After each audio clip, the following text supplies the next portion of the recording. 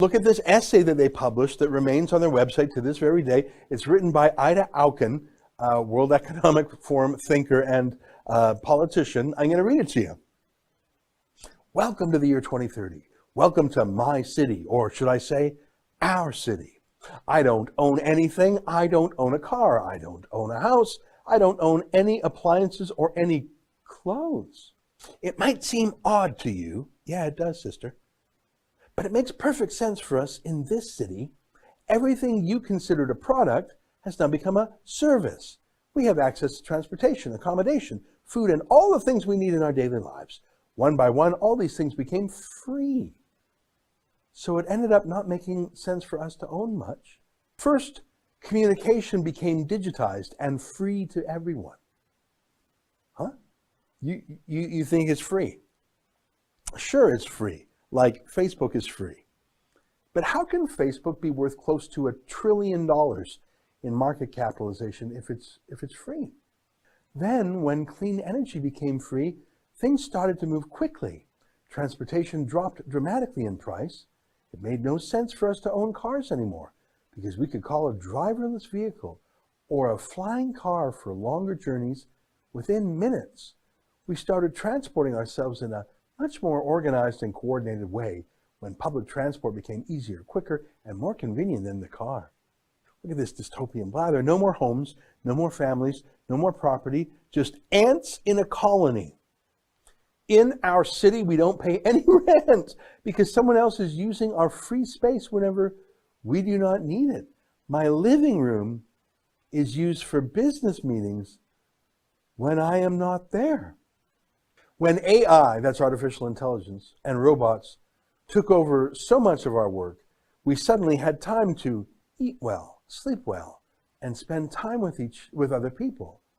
The concept of rush hour makes no sense anymore since the work that we do can be done at any time. I don't really know if I would call it work anymore. It is more like thinking time, creation time, and development time.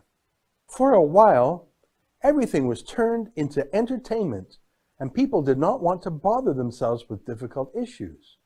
It was only at the last minute that we found out how to use all these new technologies for better purposes than just killing time.